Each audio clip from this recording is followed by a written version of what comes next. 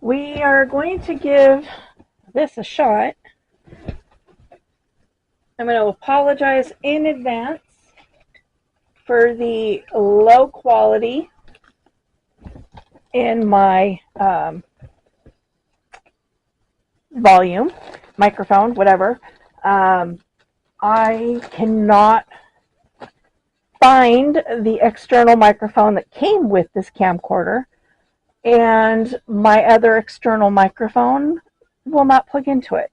So I'm having to rely on the internal microphone on the camcorder, and the sound quality kind of sucks. It's a cheap camera, does its job under normal circumstances.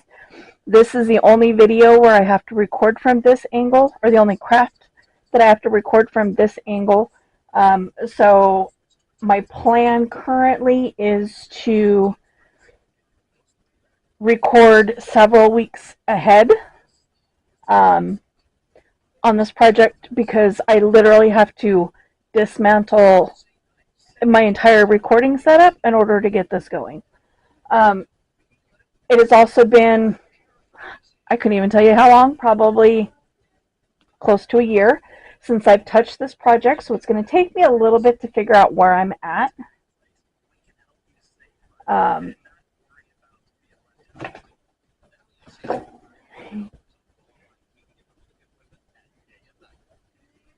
I have to keep turning and looking behind me to make sure that I'm in shot too. So I have this in a setup. My feet, it all goes all the way down to the floor. You can adjust it in all kinds of different directions to make this all work. I think I did this backwards, and I have a feeling I'm going to be catching my arm on these. If that's the case, it's an easy flip around, and I can deal with that. Here's my instructions. I photocopy the original, so that way I can mark off where I'm at. But again, like I said, it's been a long time since I worked on this, so it's going to take me a bit to figure out where I'm at. So just a couple notes on how I do things. I have these little things. I have a bunch of these in this size, and I have no idea where the rest of them are. This is the only one I can find. But I did order more off of Temu, so that's okay. So if you've never seen these before, these are great if you park when you cross stitch. They open up like this. I forgot where I'm at. You wrap your thread around, and then you just pop this down, and it holds your threads in place, as you can see here. Significantly bigger than the ones that I had before. I'm okay with that. I was kind of guessing because it didn't give me the measurements. So yeah. I also have these organizers. If you're a cross stitcher and you don't have these, I highly recommend them. There are, let's see if I can get to it. So you got these little cards. You can put your symbols on there. You line them up. There's a spot for each of your threads. These are rubber, so they hold your thread in place. Spots for needles. As you can, hopefully you can see, I've got several needles on the go. And where's my other one? There it is. Everything is behind me, so I'm having, trying to find stuff blind. And then here's the rest of my thread for the entire kit. They fit on 2 of these.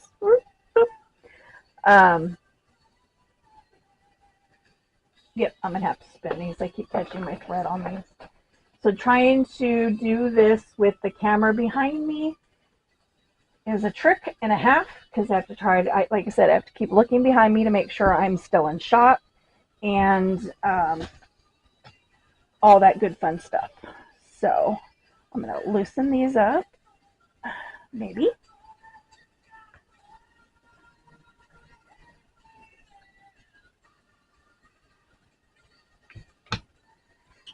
While I'm doing this, I will explain parking. So here's my stand. You can see it adjusts here, it adjusts here, it adjusts here, here, here, and here. So pretty much anywhere that, so what did I,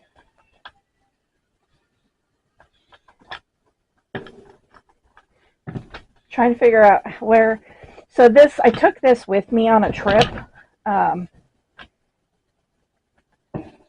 so it was in my truck for quite a while, and my husband, we were going on a trip, my husband cleaned my truck out, he folded this all down, took everything apart, and so I've had to reassemble it just to kind of get to this point. I'm like, but anyway, I'm like, why'd you take it out? I could have used it on the trip. I would have had something to do, keep myself busy in the car. Okay. Going behind me, tightening those wing nuts back up.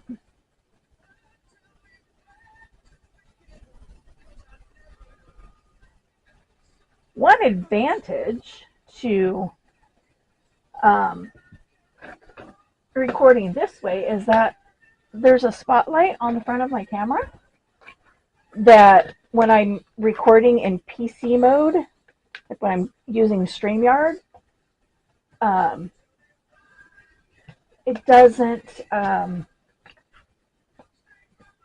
can't turn it on. It's not a feature, it's not eligible. That's not the word I'm looking for. I'm also going to put my extra, maybe. So this helps me see, but it kind of, I can see by looking behind me, that kind of blocks your guys' view a bit. See if I can zoom. I'm also afraid to like adjust anything.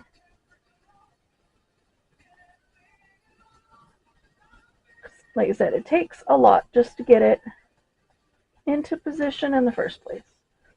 So there, that makes it so that I can use my magnifying glass, my magnifying light that hangs around my neck, and hopefully, nope, I was say hopefully I can keep it out of screen, but no. Additional headlight would be beneficial, but I don't have one.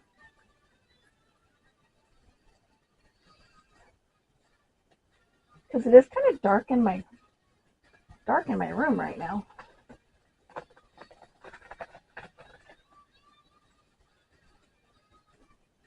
I wonder.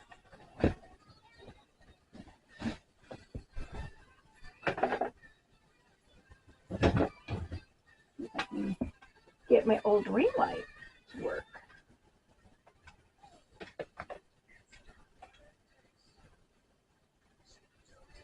Which unfortunately, this cord's like everywhere that I'm going to be traversing.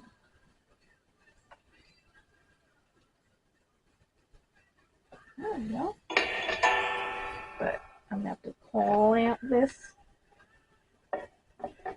clamp to the table. Yes, it will. Yay!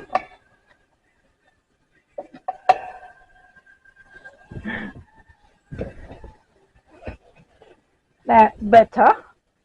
Oops.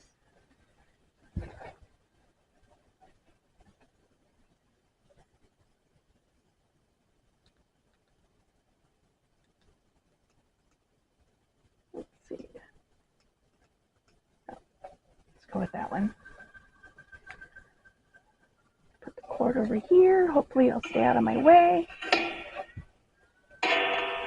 All right, let's see if I can figure out where I'm at here, so I know where I can figure out where to start.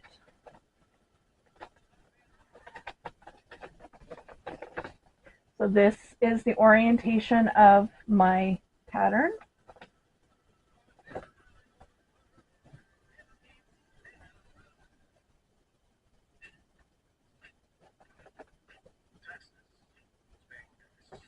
One, two, three. Nope, that's not that one.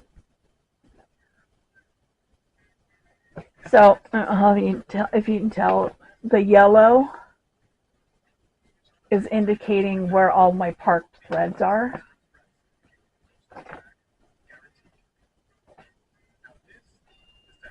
And then I go over them with pencil, over the stitches with pencil once I've got them stitched.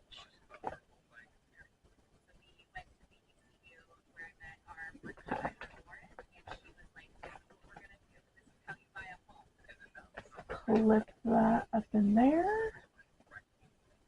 I don't know. I also have a little miniature clipboard that this was on when it was in my truck. Don't know where it ended up when my husband emptied it out of the truck. I'm going to pull these off. These ones I'm going to set aside. I'm wondering. Haha. I'm like, will it fit on me? So you pop it open, wrap your threads, pop it closed. Did a little too tight for what I was planning, which was to hook it on there. So that stays out of the way. It's hooked up on the binder clip up there. Okay, so this, just gonna grab it. It's funny, I have all of my needles there, right? And I can tell you how many times I'm like, I have no idea where my needles are. I wish I had a needle. I can't find my needles. And they're all in my cross stitch kit.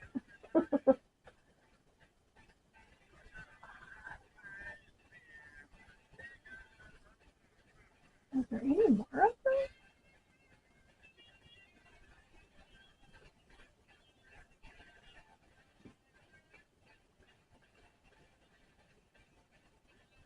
Huh. I do not see any more of those. So this one,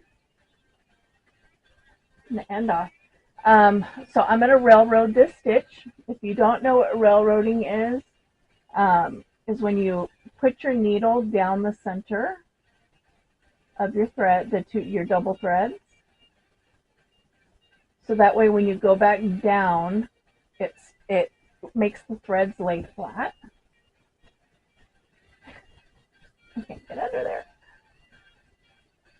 And then also to minimize the flipping back and forth, because obviously with this setup, it's not really feasible. I'm going to bring it back through, and I'm going to I'm going to pin stitch.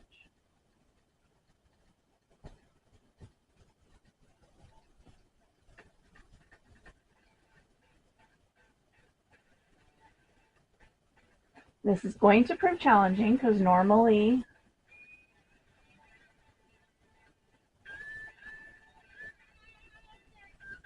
I'm cross stitch with, I hold the needle in my right hand. But if I do that, I'm constantly going to be in your guys' way. You're not going to be able to see what I'm doing.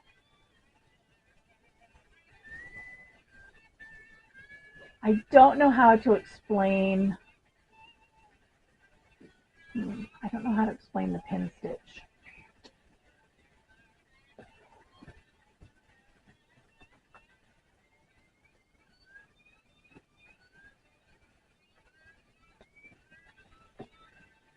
This is right here. So this is the spiral.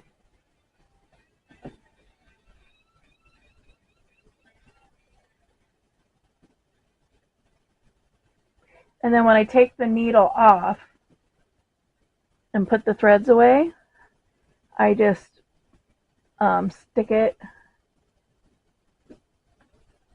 around the hook. of the matching thread, and then down in the rubber. And I happen to need the color right next to it, which is handy. Try to get one that's on top, which is the letter M. Okay, so this is another technique that I learned over many, many years of cross stitching.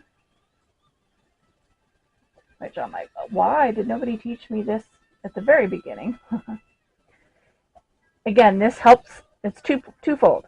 It helps keep the back of your work a little neater, less bulky, but it also, minimizes that flip back and forth, back and forth.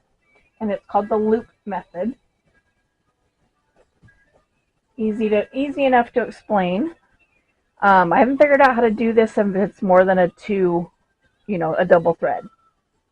Fold it in half, thread the loose ends through the needle. So you have your loop here. You have your loop here. So you go in from the front, right? Then you come up at that angled spot.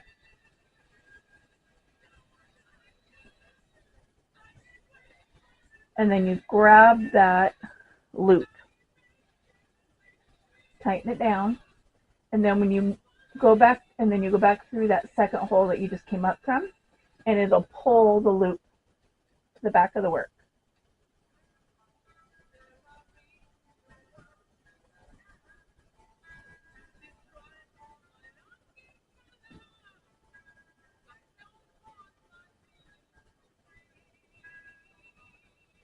You could railroad both the upper and the lower threads, but really it's not super necessary. The railroading is, the idea behind it is to make sure that your top stitches lay flat.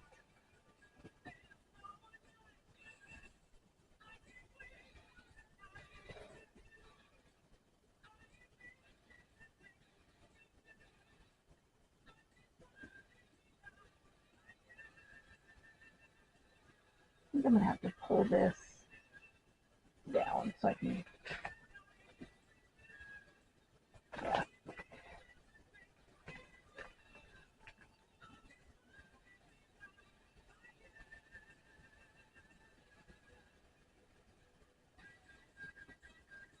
Okay.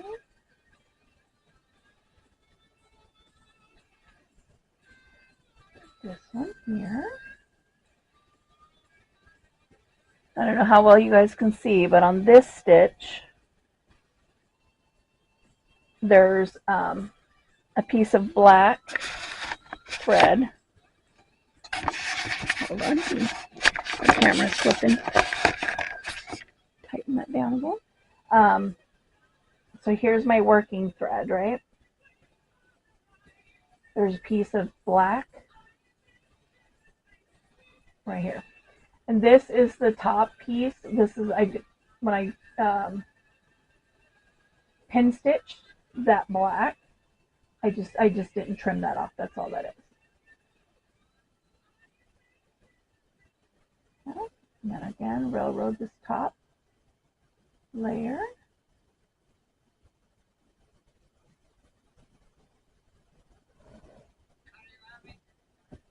And then 2.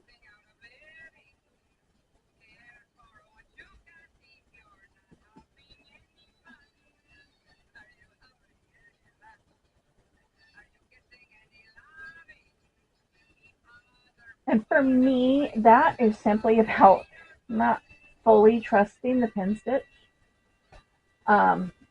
Which for me, it's just the psychology of it. Because I've tried to remove stitches that have been pin stitched, and they're not easy. They don't come out easy. They don't, but I can't seem to wrap my brain around trusting it. What is hanging? Aha. I'm like, what am I getting caught on? Those should could have been wrapped up in that little bubble there. Keep them out of the way, you know. I really, really need to get my glasses in and get them tightened. They're driving me crazy. So this one kind of got to go in the wrong. Started that one going the wrong way. So there's many different ways of cross stitching. There's what's called cross country. I'm not a big fan of it, but that literally is going one row all the way across. Then you drop down next row, all the way across your entire pattern. I'm like, that's cumbersome for me. So not my cup of tea. I tend to work in blocks like this. And again, I park my threads. Now, if you're doing parking, just like, you know, when you're carrying your threads over, you don't want to go like way over here, right? If your next stitch is not within like 5 or 6 grids away, I wouldn't park. I would just end it and restart it at the next location. You don't want to carry that thread great distances across the back of your work, because again, you want it to not be bulky if at all possible.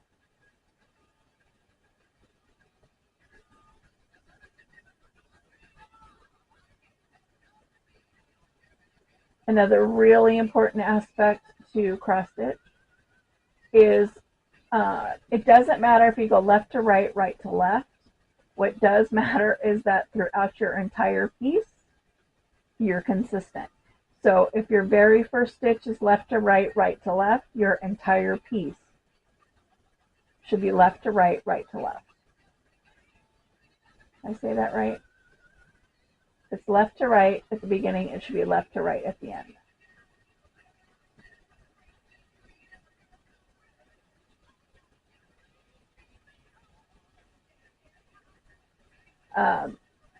Another approach, I guess, is, so like this section right here that I just did, there were 3 stitches in a row that were of this color M. You could do 1, 2, 3 like I did. So I did 1, 2, 3 left to right, and then 1, 2, 3 right to left. Or you can go left, right, left, right, left, right, and do them individually. That also is a personal choice.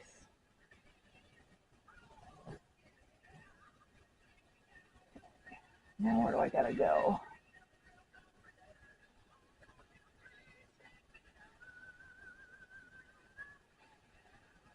Underneath there. So I'm going from here to here. So there, these I would carry. If my next stitches were way down here, for example, way down here, I would end and start over. You know, I would restart the thread. 1, 2, 3, 4, even with that. Right? 1, 2, 3, make sure I'm in the right spot.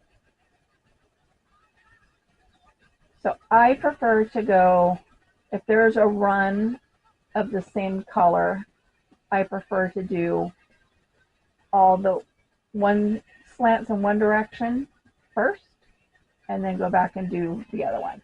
So like this right here, I did 4 left to right tent stitches or half cross stitch. Different terminologies.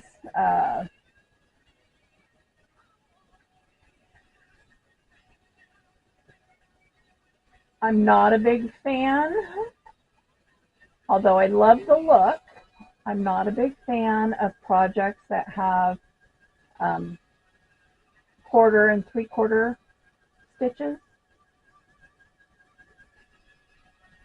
I'm not a big fan of back stitching, but again, I love the look when it's done, and I appreciate the reason for doing it.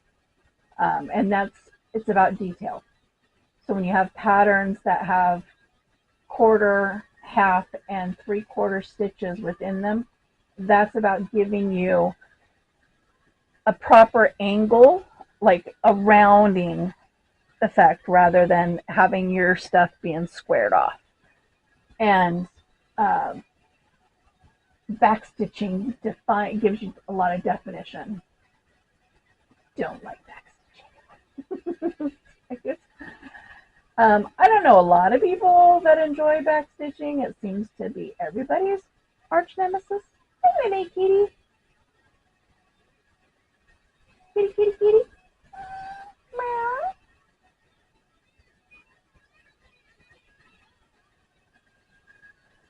Hi, kitty, kitty. Come here. Ah. Kitty, kitty, kitty. Nope. I was going to see if she'd let me bring her up on camera, but no.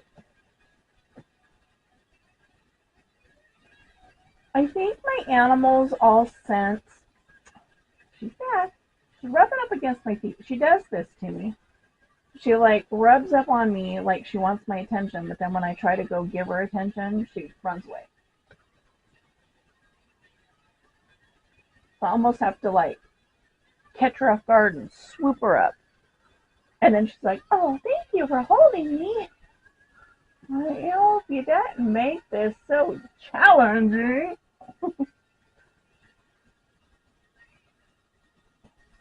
Now, I don't worry about always going this way or always going that, I will go vertical, I will go horizontal. It just depends. I let the stitches tell me which way to go.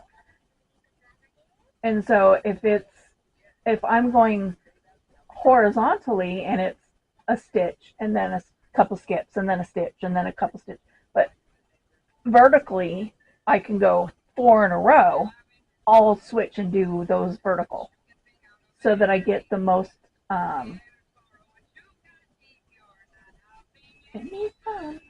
stitches as I can.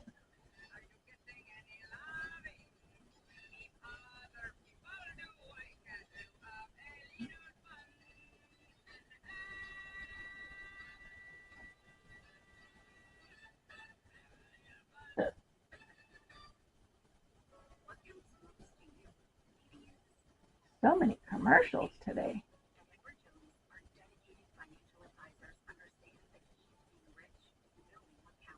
So this is also the first time that I've used my camcorder without running it through StreamYard, having it hooked up to my PC and running it through StreamYard. And there's 2 reasons for that. Number one, and the main reason for that, is the location of where I have to have the camera in order to record myself doing this.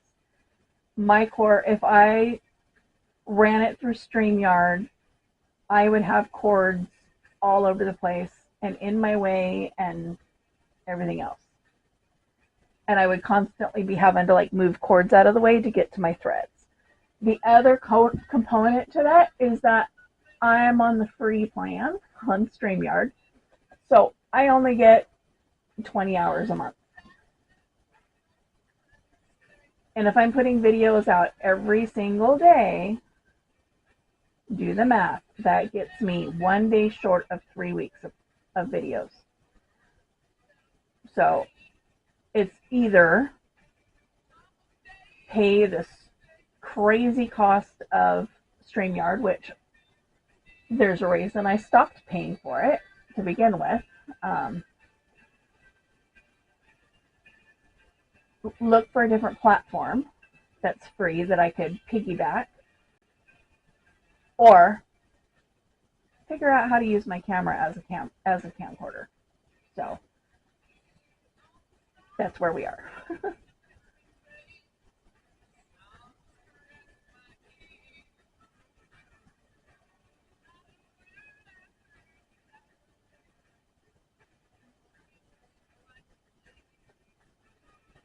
The other part to this that I'm just now thinking about, when I'm recording on my PC, I can look up and see how long I've been recording. I don't really have that option when the camera's behind me. So I have to either like write down the time that I start so that I can look at the clock that's in front of me and go, oh, we've been on for an hour. Or get into the habit of turning around and looking at the counter on my camera. Which I'm going to do as soon as I get that stitch.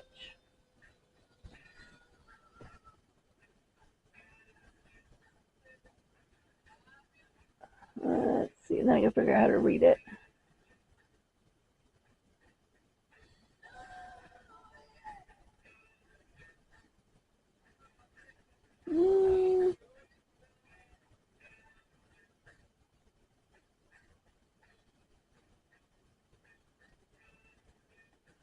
Low power.